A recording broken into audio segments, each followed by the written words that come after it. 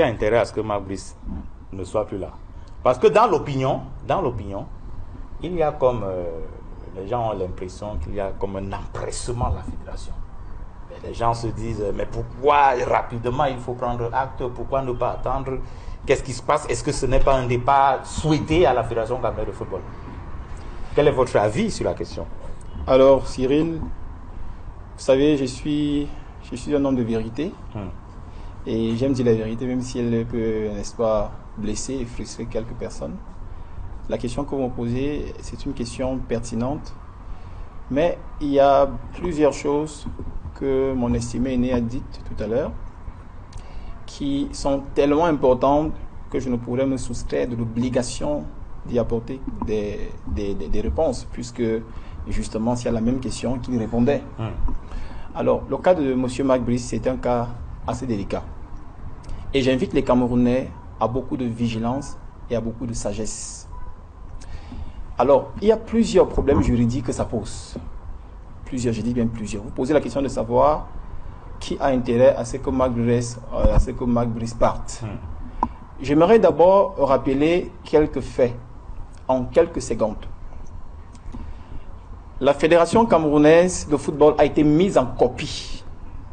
Ça veut dire qu'il y a une lettre principale qui a été adressée à l'employeur. Elle n'est pas principale destinataire. Oui, mais elle a été mise en copie. Ça veut dire que le ministère aurait donc reçu une lettre de démission. D'ailleurs, dans la correspondance du ministre, vous n'allez voir nulle part, dans aucun paragraphe, où il dit qu'il n'a pas reçu de lettre de démission de Marc Brice. Lorsqu'on entend parler, il dit qu'il a eu Marc Brice au téléphone.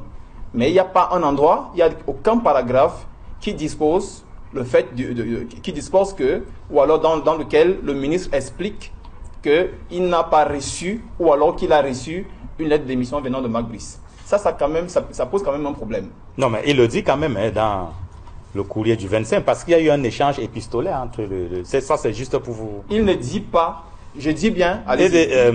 ça, c'est le courrier du 25. Oui. Moi, je pense que là, il répondait à un autre courrier de la Fédération. Alors je lis juste un bout. Il dit... en tout premier lieu, il convient d'indiquer qu'aucune notification formelle, expresse et dûment authentifiée faisant état de la démission de Marc Brice ne nous est parvenue à ce jour. Bon, ça c'est ce qu'il dit, n'est-ce pas? C'est ce qu'il dit. C'est ce qu'il dit, mais j'ai dit donc... Vous n'y croyez pas? J'ai dit que, même dans ce que vous dites, il n'est nulle part mentionné que Marc Brice ne nous a pas déposé ici, n'a pas transmis lettre de démission. Nulle part.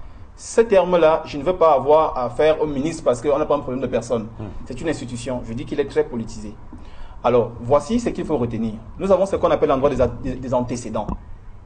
Et dans les deux correspondances, que ce soit celle de la Fédération camerounaise de football ou celle du ministère, vous voyez bien ces éléments à l'intérieur. Le ministre reconnaît qu'il y avait un problème de paiement, des salaires, des membres des encadreurs de la sélection. Marc Brice et son équipe. Il le reconnaît très bien. Il dit clairement que ça a été régularisé. La Fédération n'était pas au courant du fait que Marc Brice n'est pas payé, elle ne savait pas. Et il revient dans la correspondance de Marc Brice même, du moins celle qui lui est attribuée jusqu'à présent, que justement il démissionne parce que, je suis encore sur les préliminaires, parce que je vais toucher le fond tout à l'heure sur le plan juridique. Il dit qu'il démissionne parce que pendant 60 jours, il n'a pas reçu son salaire. Vous voyez qu'il y a quelques similitudes entre l'aveu du ministère qui dit que justement il y a eu un problème d'impayé, mais que la situation a été régularisée. Nous autres, nous ne le savions pas. La Fédération camerounaise de football n'en était pas au courant. Ce sont des documents qui viennent du ministère, et notamment la lettre de M. Marc Brice, qui font état de ce que justement il y avait un problème d'impayé. L'autre antécédent, un élément très important, c'est que dans le courrier de la Fédération camerounaise de football, en réponse à la lettre du ministre, ils disent clairement qu'ils avaient déjà des éléments suffisants qui peuvent témoigner du fait que M. Marc Brice n'était plus avec eux. Par exemple, M. Marc Brice, selon la lettre de la FECAFOOT, a refusé de participer au drafting de la liste des joueurs. La liste pour le prochain regroupement. Voilà. Et que cette responsabilité, en fait, qui incombe à M. Marc Brice, avait donc été donnée à celui qui est chargé, du moins le préparateur physique. Vous comprenez que de ces deux éléments ou trois éléments, il y a déjà un problème qui peut pousser un Camerounais à croire que justement il y a eu un problème qui aurait conduit à la démission de M. Marc Brice. Donc vous ne pouvez pas dire qu'elle est fausse ou qu'elle est vraie. jusqu'à présent, la Fédération camerounaise de football a été mise en copie de la démission de M. Marc Brice. Il reviendra donc M. Marc Brice d'apporter les preuves qu'il n'a pas démissionné. Mais il le dit, non, maître? Oui, il le dit. Il le dit et enfin, il l'écrit et il le dit. Voici le problème. Monsieur Marc Brice, au départ, on a entendu que la messagerie a été piratée. Oui, je peux vous dire, hein, je peux vous lire, si vous voulez, cet extrait-là. Oui. Là où il parle de la messagerie piratée. De sa messagerie. Voilà. J'espère bien que c'est cela. Hein. Je tiens ici, il dit: je n'ai jamais rédigé ni transmis un quelconque courrier de démission. Il apparaît à l'examen des éléments en ma possession que ma messagerie a très probablement été compromise. Ce piratage aussi regrettable qu'inhabituel a visiblement semé le trouble. Bon, voilà. Alors cela voulant donc dire que ces sociétés de courrier que nous connaissons très respectueuses ont certainement été achetées par un groupe d'individus pour, n'est-ce pas, faire du mal à M. Marc Brice, et j'en doute. Sur le fond, et j'aimerais que les Camerounais écoutent bien de quoi nous sommes en train de parler. J'ai entendu dire que M. Marc Brice a été recruté par le ministère et que comme le contrat est la loi des partis, la Fédération camerounaise de football n'a pas mot à dire. Il est important de relever ici qu'en matière de mise à disposition, la législation camerounaise a prévu 2 actes. Le premier acte étant dans ce qu'on appelle le contrat principal dans le travail. Le second étant dans ce qu'on appelle l'acte de mise à disposition. Et vous allez voir, pour ceux-là qui sont régis, l'agent public qui sont régis par le Code du travail, au niveau de l'article 26, c'est clairement mentionné, la mise à disposition, c'est un acte juridique. Ce qui veut dire que vous ne pouvez pas dire que cette affaire n'appartient que n'est qu'une affaire qui concerne Marc Brice et le ministère. Non, la FECAFOOT est partie à ce contrat, par exception à l'article 23 du même Code du travail, qui, n'est-ce pas, a prévu 2 parties, c'est-à-dire que l'employeur et l'employé. Dans le cas de la mise à disposition, il y a un 3e acteur. Et qu'il faut noter, sans avoir à revenir sur le décret 78, BA 484, qui a été modifié par celui de 82, BA 100, qui, n'est-ce pas, régit les travailleurs des agents publics qui sont régis par le Code du travail. Sans revenir là-dessus, il est quand même important de relever un point aussi très important. C'est que lorsque Marc Brice a été recruté, entre guillemets, parce que jusqu'à présent j'ai un problème avec ce recrutement, puisque eux-mêmes parlent bien de contrat d'engagement, c'est par là que je vais chuter. Lorsque Marc Brice a été recruté, il n'a pas été recruté comme sélectionneur. Écoutez très bien ce que je dis. C'est sa mise à disposition qui fait de lui un sélectionneur. Il a été recruté comme quoi? Comme agent public de l'État, dépendant du ministère des Sports. C'est ce qui doit se passer. Parce que l'article 67, 68 et 69 de la loi 2018 ont clairement prévu que les collectivités territoriales décentralisées et l'État peuvent mettre à la disposition des fédérations nationales sportives des agents selon leurs besoins. Donc, il est question d'abord que dans le premier contrat, que Marc Brice soit recruté en tant qu'agent public dépendant du Code du travail. Maintenant qu'il soit sélectionneur, dans le cadre de la mise à disposition, ça veut dire que le ministère pouvait également l'envoyer ailleurs. Il pouvait être détaché comme il est policier, peut-être le détacher quelque part. Non, il est sélectionneur. Non, attendez, non, je dis, non, ce n'est pas une attaque. Il est sélectionneur. Attendez, non, monsieur, il est entraîneur de football. Finis. Il est entraîneur de football. J'ai dit que ce n'est pas une attaque. C'est une manière de dire que lorsqu'on recrute quelqu'un, le ministère dispose de son agent comme il veut. Le ministère l'a donc mis à la disposition de la fédération. C'est donc en ce moment-là qu'il devient sélectionneur. Alors, dans le cas d'espèce, Marc Brice ne dit pas qu'il démissionne en tant qu'agent public. Il dit qu'il démissionne comme sélectionneur, du moins selon le document que nous avons, comme sélectionneur. Donc, il retourne à son administration d'origine. Ça veut dire que c'est à la fédération qu'il parle. Pourquoi? Parce qu'on parle de sélectionneur simplement parce qu'il a été mis à la disposition d'une fédération sportive nationale, notamment celle du football.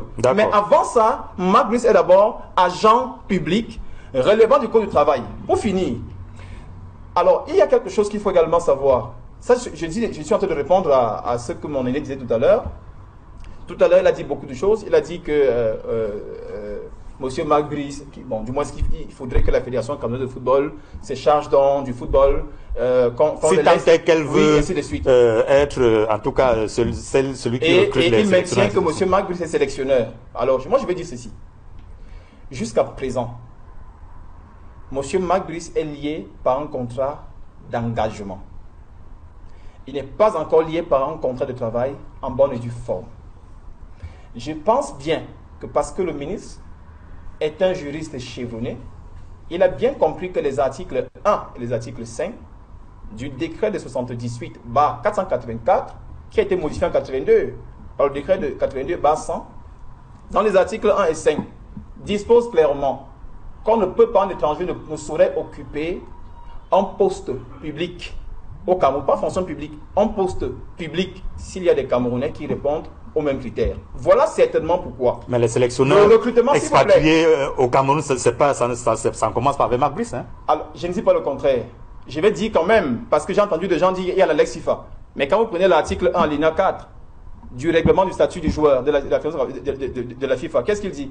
Il donne clairement compétence au droit national, au droit et au règlement national contraignant que dans le cadre du recrutement des entraîneurs, du recrutement des joueurs, nonobstant le fait qu'il est important de considérer la Lex FIFA, celle-ci doit être adossée à la loi nationale contraignante. En l'espèce, le recrutement d'un blanc au Cameroun, d'un étranger au Cameroun, va donc relever des lois nationales. C'est ce qu'il faut comprendre. Et je dis qu'en l'espèce, M. Marc Brice n'est pas encore recruté. Il n'y a pas un contrat de travail en bonne et due forme. Ça veut dire que la Fédération camerounaise de football peut manquer de prendre acte quant à la démission et simplement demander à M. Marc Brice de partir. Parce que jusqu'à présent, il n'a pas encore été recruté. Pourquoi? Parce que le ministère ne devra faire de mise à disposition que pour les agents publics relevant du code de travail ou pour les fonctionnaires. Or, dans le cas d'espèce,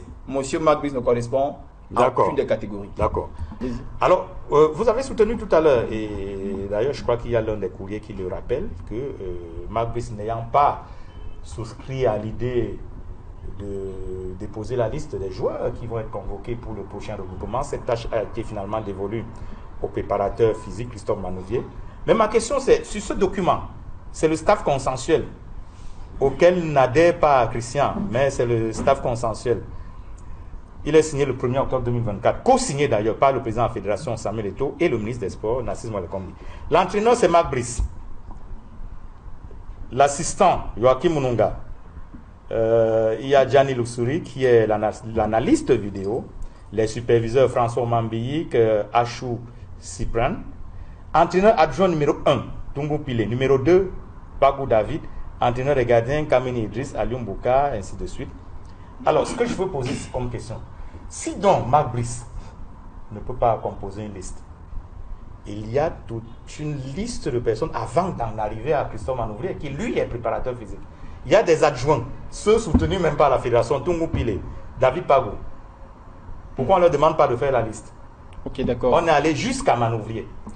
Alors, déjà, la question que vous posez, elle est pertinente, mais j'aimerais quand même dire que la réponse à cette question, qu'elle vous arrange ou non, ne peut pas discréditer l'argumentaire selon lequel, jusqu'à présent, la Fédération camerounaise de football maintient sur la base de l'antécédent auquel vous faites allusion que M. Marc Brice est désormais démissionnaire. Dans la liste en question, effectivement, il y a une succession d'adjoints. Et justement... Qui peuvent même assurer l'intérim. Qui peuvent même assurer l'intérim, je suis parfaitement d'accord. Mais n'oublions pas quand même qu'il s'agit d'un staff. C'est un staff. Donc généralement, même lorsqu'on dit que la liste a été, n'est-ce pas, donnée, remise par M. Marc Brice, généralement, ce sont des choses consensuelles. Il ne s'assoit pas, il commence à faire, il travaille avec des gens.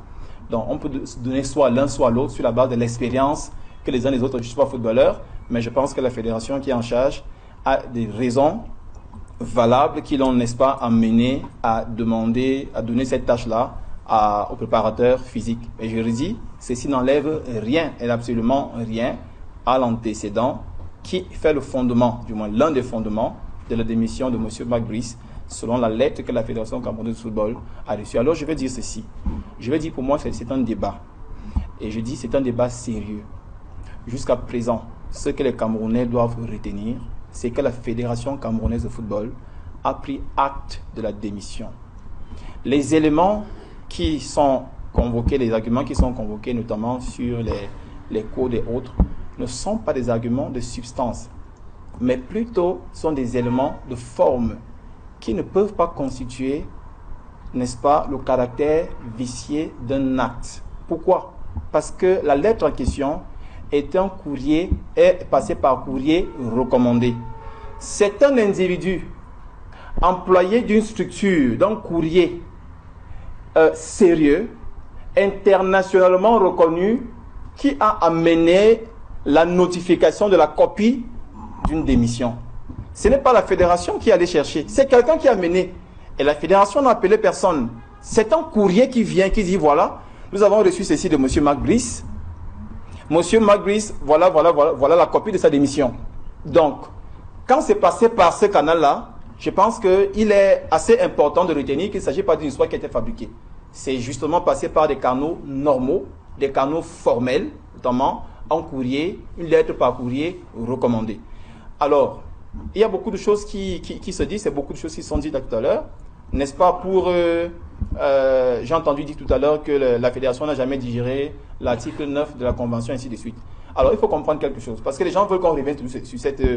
Vous allez nous ramener tous les deux? Non, c'est mais vous répondez. Non, je réponds, pas pour vous à la empêcher question. de répondre. Non, c'est pour dire... Non, c'est important de réagir, simplement. Pour dire que, justement, ce problème-là ne se pose plus. Parce que vous avez quand même vu qu'il y a eu accalmie depuis un certain moment. Malgré les petits soubresauts, il y a eu accalmie depuis un certain moment. Vous voyez que les partis essayent de fonctionner ensemble. Sur l'article 9, la paix des braves. Sur l'article 9, ce qu'il faut retenir, avant d'arriver à l'article 9, il y a deux articles qui sont importants. Il y a d'abord l'article 3, alinéa 1, alinéa 2 du décret 2014-384, celui du président de la République, n'est-ce pas, qui porte organisation et fonctionnement des sélections nationales sportives de football, n'est-ce pas? Et la convention en son article 1 dans l'objet, qui dispose clairement que cette convention élabore et définit la collaboration entre la Fédération camerounaise de football et le MINSEP dans le cadre de la mise en œuvre du décret de 2014, qui, en son article 3, alinéa 1, dispose que la gestion administrative et technique relève de la compétence exclusive de la Fédération camerounaise de football. L'article 2 a justement apporté une gestion conjointe, uniquement en matière de finances. Ceci étant dit, l'article 9 de la Convention n'est pas contraire à l'article 3 alinéa 1 du décret, bien au contraire. Il a défini, mais il a simplement apporté un nouvel élément. Qui est quoi? Qui est que principalement, puisque la Convention dit qu'elle se fonde sur le décret, la personne qui doit recruter en premier, c'est la Fédération camerounaise de football. Et maintenant, dans l'esprit de ce texte, si la fédération en est incapable, elle peut donc demander, ou alors du moins, l'État peut donc mettre à sa disposition un sélectionneur, du moins un personnel d'encadrement technique. Il ne s'agit nullement du fait que c'est le ministère qui doit le faire. Non, c'est la fédération qui doit le faire. Maintenant, si donc la fédération pour le recrutement, la fédération a la préséance. Elle a la préséance. J'ai dit parce que la convention est fondée sur le décret. Il n'y a pas de débat là-dessus. Elle a la préséance. Maintenant, sur le paiement des membres de l'encadrement technique, mais j'ai l'impression que les gens font du chantage. La Fédération camerounaise de football, quoi qu'étant une association privée, a reçu ce qu'on appelle la délégation du service public du football.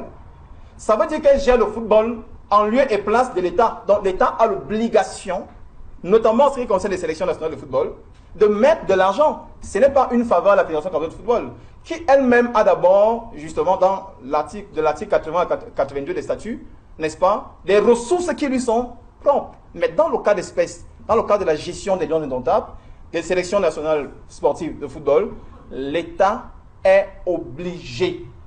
Parce que justement, les lions indomptables, c'est sa propriété. Mais si la gestion des lions indomptables a été remise à la fédération, il faut qu'elle lui apporte des moyens d'accompagnement. Pour assurer cette gestion. Pour finir, je vais te dire que M. Marc Brice, jusqu'à présent, selon le document de la Fédération camerounaise de football dans lequel il prend acte, n'est plus sélectionneur de lions indomptables. Peut-être, justement, comme le ministre a dit, que la fédération n'a pas voix au chapitre parce que c'est un contrat entre personnes. D'accord, le contrat qu'il a recruté n'incombe pas à la FECAFOOT, mais c'est lui, l'acte qui le met à la disposition de celle-ci, lui peut donner compétence à la fédération de prendre acte et dire que désormais, celui que vous nous avez affecté a dit qu'il a démissionné. Tant que je n'ai pas d'éléments suffisants, qui prouvent qu'il n'a pas démissionné. Je maintiens qu'il a démissionné. Donc pour le moment, M. Marc Brice est démissionnaire. Je crois que c'est qu'il aurait dû faire. Il aurait dû plutôt faire ce qu'on appelle la rétraction. Vous voyez, la rétraction, c'est normal. En droit politique camerounais, en matière sociale du travail, les textes ont prévu qu'il est possible de faire rétraction d'une démission, notamment lorsqu'il y a eu démission par violence ou alors démission par émotion. Donc il dit qu'il n'a pas été payé pendant 2 mois, du moins selon la lettre qui lui a été attribuée. Et il y a donc eu déception. Il pouvait dire sur cette base-là que, voilà, j'ai d'abord démissionné, mais parce que j'étais déçu. Maintenant, j'ai pris connaissance de mon erreur et maintenant, je reviens donc. Mais lui dit qu'il n'a jamais démissionné. Et la fédération dit qu'il a démissionné. Il a démissionné. Donc, c'est sa parole contre celle de la fédération. Mais pour le moment, la fédération qu'il exploite dit qu'il a démissionné. Alors, vous dites un mot et on va sortir de cette question, vraiment, parce qu'on a d'autres éléments. Ah non, je vais vous poser, justement, c'est la même question. Parce que si la FECAFO, tel que le dit Maître, reste campé et considère Marc Brice comme démissionnaire, en ces temps-là, qu'est-ce qui se passe? Il peut nous être accrédité pour les matchs qui arrivent. L'État a tous les moyens. Et vous savez, dans une autre vie, j'ai été au cœur de cette sélection nationale. Donc je sais de quoi je parle. L'État a les moyens d'accréditer les entraîneurs? Je ne sais pas ce que je dis bien que l'État a tous les moyens. C'est l'État qui délivre les visas. Il faut savoir que si le préfet du Fundi, le match contre Swatini là, décide qu'un match ne se joue pas, il ne se joue pas. Vous le savez. Il faut savoir que lorsqu'on va en réunion technique, le MINAT, à travers ses différents services, sont représentés. Je parle en tant que commissaire de match, quelqu'un qui a organisé des grandes rencontres. Donc j'ai été dans ce stade technique, je sais de quoi je parle. C'est l'État qui délivre les visas. Si l'État décide que vous n'entrez pas, vous n'allez pas entrer. Donc là n'est pas le débat. Mais s'il n'y a pas de visa, il n'y a pas de match, le Cameroun est battu, forfait éliminé. Non, pas forcément.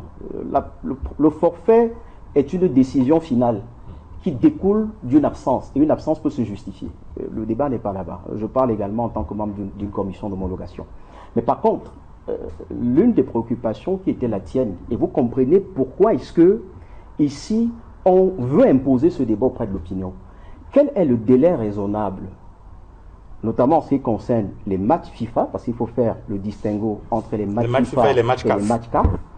Parce que tout à l'heure, dans une correspondance attribuée à l'exécutif, on vous explique que le coach n'a pas participé à un débriefing en ce qui concerne le drafting des joueurs et que cette responsabilité aurait été attribuée à Christophe Manouvrier qui, dans une autre vie, parce qu'il faut dire qu'il a 2 casquettes, il est entraîneur et préparateur physique, c'est pas sa première au Cameroun. Mais pour le cas du Cameroun, il est préparateur physique. Je dis ceci, Christophe Manouvrier est entraîneur préparateur physique, ce n'est pas sa première au Cameroun, il revient au Cameroun pour sa 3e fois.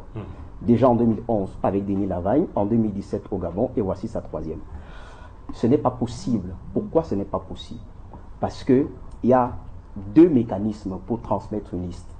Vous avez 3 semaines avant la 3 semaines avant la rencontre officielle, il y a ce qu'on appelle une préliste. D'accord? Et la préliste est établie exclusivement, je dis bien exclusivement, par l'entraîneur principal qui appose sa signature. C'est la signature, sauf s'il décide, par exemple, qu'un de ses assistants puisse apposer cette signature. Qu'est-ce qu'il fait? Il transmet simplement au secrétaire général de la fédération. Pourquoi? Parce que c'est le secrétaire général qui, dans son bureau, dispose d'un mailing list. Et dans ce mailing list-là, il y a les coordonnées des clubs. Il y a donc, parce qu'il y a 3 mécanismes pour convoquer les joueurs. Il y a d'abord le fax de mise à disposition, il y a la pré-convocation, ensuite il y a la convocation. Donc, vous ne pouvez pas dire, à travers un communiqué, que vous avez sollicité un entraîneur, nous sommes aujourd'hui au mois de juillet, où les joueurs sont en vacances, dans une histoire de drafting des joueurs, à l'effet de pouvoir, je ne sais pas trop quoi faire. Non. Mais il faut bien préparer les recouvrements. Cyril, ce n'est pas comme ça.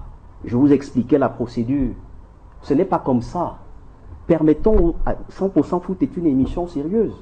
Et quand on parle de transmission, parce que ce qu'il faut, les auditeurs doivent, ce que les téléspectateurs doivent comprendre, c'est que, par exemple, en matière de fax de mise à disposition, c'est le club qui reçoit et t'informe. Pourquoi? Parce qu'une fois que le club te met à disposition, d'accord, ou alors tu donnes ton accord, l'assurance du club cesse. Parce qu'il faut savoir que les Lions indomptables disposent d'une police d'assurance. À ce moment-là, l'assurance de la sélection nationale entre en jeu. Dans le cas d'espèce, nous ne sommes dans aucun cas de figure Donc cet argument qui tend à vouloir démontrer que Marc Brice n'aurait pas collaboré à un exercice de drafting des joueurs, raison pour laquelle ça, parce que ça ne répond à aucune logique pour ceux qui sont dans l'administration du football. Et c'est la raison pour laquelle je vais terminer en disant ceci. Sachez que l'État a tous les moyens.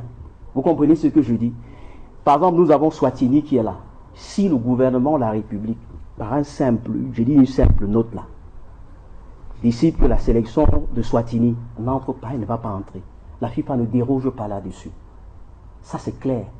Je dis que si le préfet d'Umfundi, même si Swatini entre, prend une note, dit que le match ne se joue pas, il ne va pas se jouer. On a bien vu ce qui s'est passé ici. Le Premier ministre a été obligé de sortir pour dire qu'on ira finalement à Garoua. Justement, ça, vous voyez que quand vous parlez du Premier ministre, Cyril, soyons sérieux, quand vous parlez du Premier ministre, d'accord, ça veut dire qu'il y a eu, du moins ce qu'on peut appeler une entente cordiale, d'accord?